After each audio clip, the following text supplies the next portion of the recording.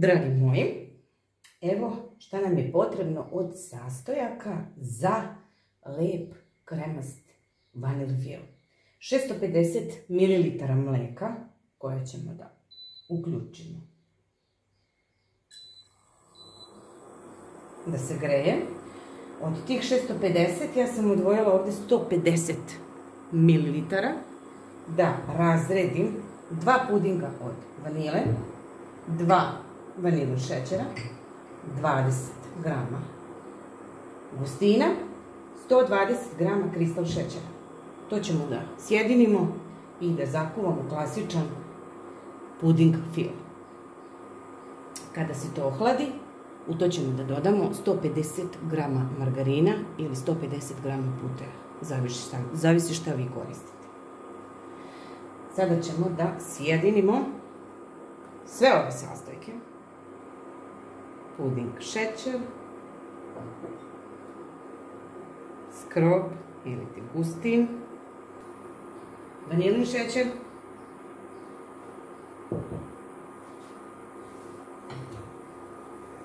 sve to zajedno izmešamo i naravno razredimo sa mlekom koje smo odvojili od 650 ml.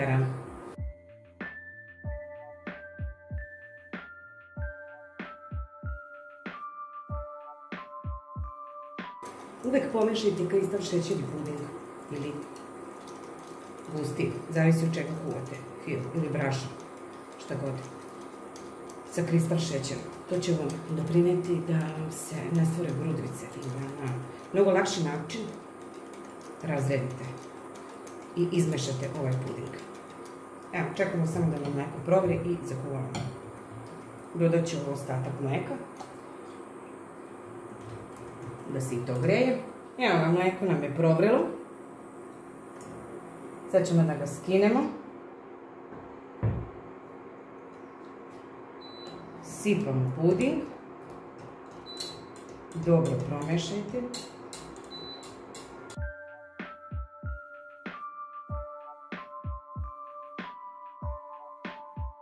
Vraćamo na šporetić da nam naravno ovo se lepo zgusne i skuva.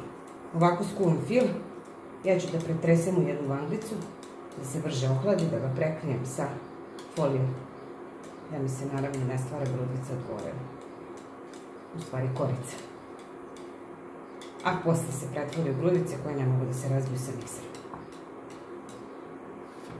Ovo je gotovo, za tili čas, puding fil gotov. Pretresemo činiju, prekrijemo foliju, ide na hlađenje. U hladno dodajemo 150 grama margarina ili putera.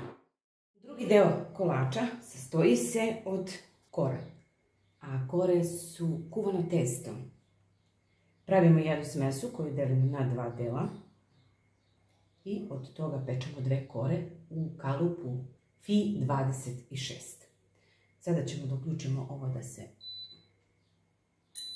greje voda. U ovu vodu dodajemo prstohvat soli, dodat ćemo 100 grama margarina. Kada se to otopi i sjedini, dodajemo 120 grama brašna. Kada ovo provri, skinut ćemo, dodati brašno i lepo izmešati. Vratite na šporet, još jednu minutu možda kuvati i to nam ide na hlađenje. Kada se prohladi, dodajemo 4 jajeta, jedno po jedno, mešajući mikser. I od te smese dobijamo 2 kore. Čekamo da se istopi margarin i da voda provri i onda dodajemo brašno. Praktično zakuvano. To vam je kuvano testo. Recept je veoma sličan kao i kod princes krofni. Ja ću vam tu negde ostaviti prozorče da na lakši i brži način dođete i do tog video recepta da vidite koja je sličnost Karpata i princes krofni. I jedan i drugi recept zagarantovano uspevaju, samo pratite uputstva i video recept i ja sam sigurna da je uspeh zagarantovano. Evo, ovo je već provrlo.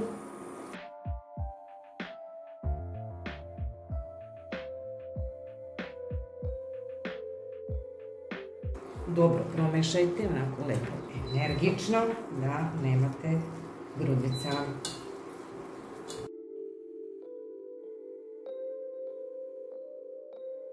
Ja kada pravim brunce s krofne, ja ih pravim sa uljem.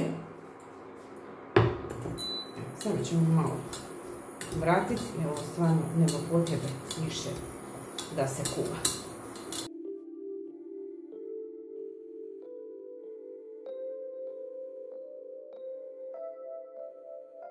I ovo ćemo da pretresemo u jednu činiju, gdje će nam se brže ohladiti. Dok se ovo hladi, mi idemo na treći sloj. Treći sloj, rekli smo, je voćni. Imam 400 grama jagoda, ja ovaj put imam zamrznute. Prošla nam je sezona friških jagoda, ali to naravno možete da uradite i sa friškim voćem. Malinama, jagodama. Možete onaj miks šumskog voća, ne morate ni da ga kuvate, možete samo da ga onako pospete po filu.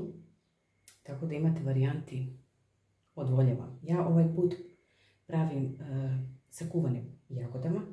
Tako da ovdje imamo 100 ml vode. Isto to ide na kuvanje.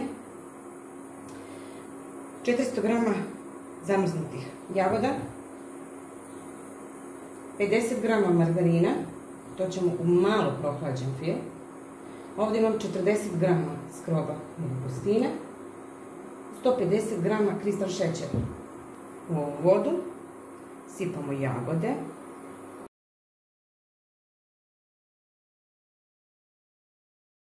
Kuvat ćemo ih samo par minuta. Ove iz zamrzivača, one su vam već mekane. Dovoljno je samo malo da proključaju. I njima tu stvarno ne treba puno.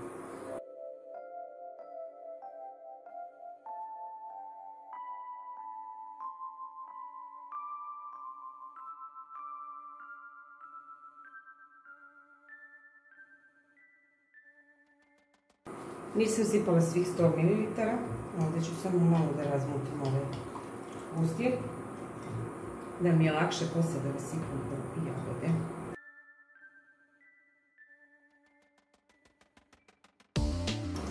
Moj vam je predlog, kada radite sa friškim voćem, stavljajte ga direktno na fil. Kada radite sa zamrznutim voćem, vi ga lepo skuvajte na ovaj način. Kada vam budem pisala recept, ja ću vam to navesti. Vi možete koristiti sveže voće. Meni je favorit crveno voće. Da li ćete miks, da li ćete maline, da li ćete jagode. To mi je nekako dobitna kombinacija, najbolja. Kiselkasto voće, vanil fil, odlična kombinacija ako mene pitate.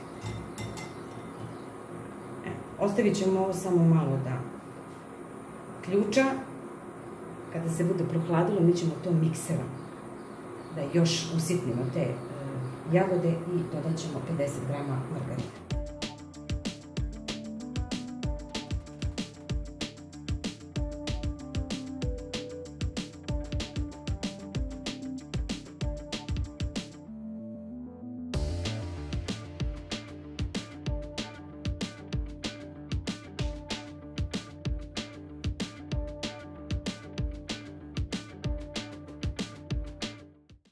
Evo, za tili čas gotovo.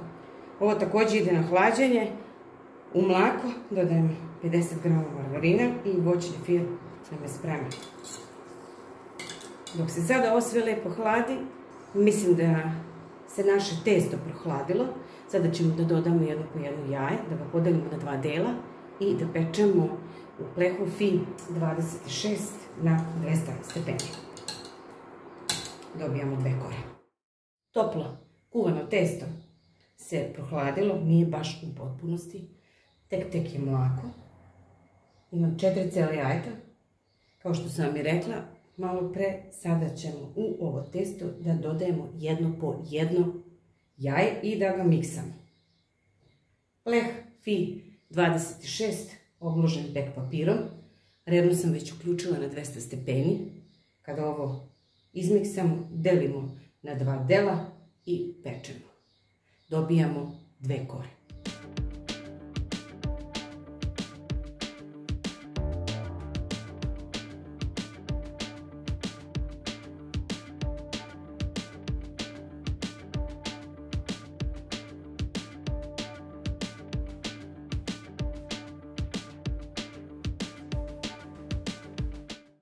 Koricu podelili na 2 dela, to možete da odradite odokativno.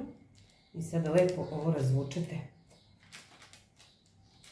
da bude prilike ravnomerno od ivice do ivice pleha. Naravno, ne može to da bude potpuno ravno, ali nema ni potrebe, vidjet ćete kada ga ispečemo, zašto vam to govorim. Moramo da dobijemo brda i doline, valovit predeo, moramo da dobijemo Karpate. Strogo pravilo za princes krofne važi: kad se stavi da se peče u revnu, nikako ne sme da se otvara. To vam važi i za ovaj kolač. 200 stepeni, mislim otprilike nekih 20 minuta da lepo porumeni, će biti sasvim dovoljno. Idemo, prva korica nam se peče. Dok nam se budu ove korice pekle, mi ćemo da sjedinimo voćni fil sa onom kockicom margarina i vanil fil koji se također ohladio. I onda idemo na filovanje Karpata. Vidimo se kada bude pečena prva kora, da vidite kako to izgleda fantastično. Evo, prva kora je pečena. Pogledajte kako je neravna, tako i treba da izgleda. Ja ću sada da je izvadim, prebacim na užicu da se hladi i idem sa drugom korom.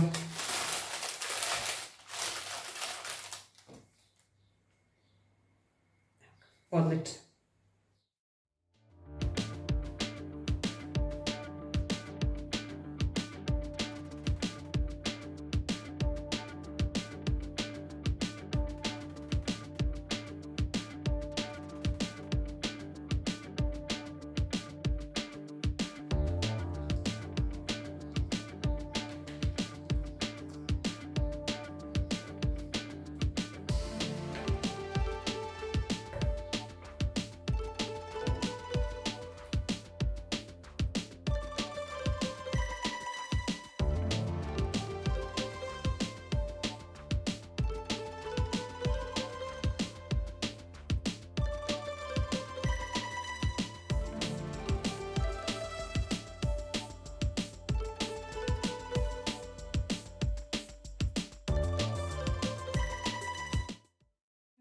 Gotova nam je i druga kora. I ona je pečena. Vidite kako se to lagano odvaja od papira. I pogledajte kako je to šupljikavo i neravno. Tako i treba da bude. Ja ću sada odlučiti od ove 2 koja će mi ići gore. Krećemo sada sa filovanjem Karpata. Odlučila sam se da mi ova ipak ide dole.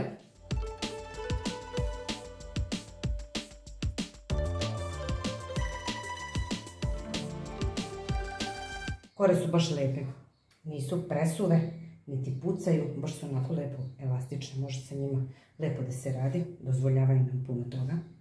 Idemo, vanil fil, ceo fil sipamo dole.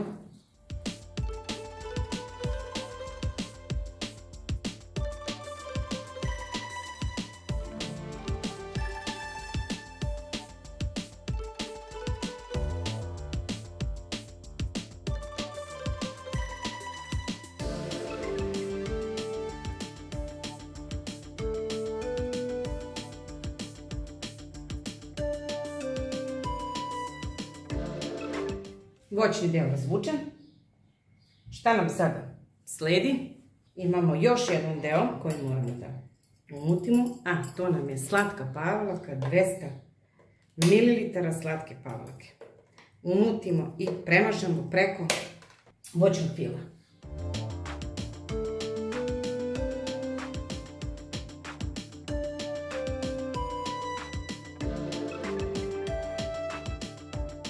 200 ml slatke pavlake, stavljamo na voćni deo.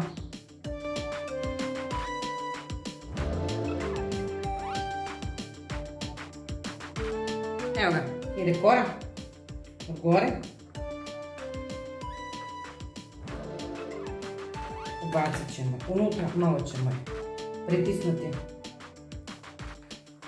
da se bolje sjedini sa slatkom pavlakom.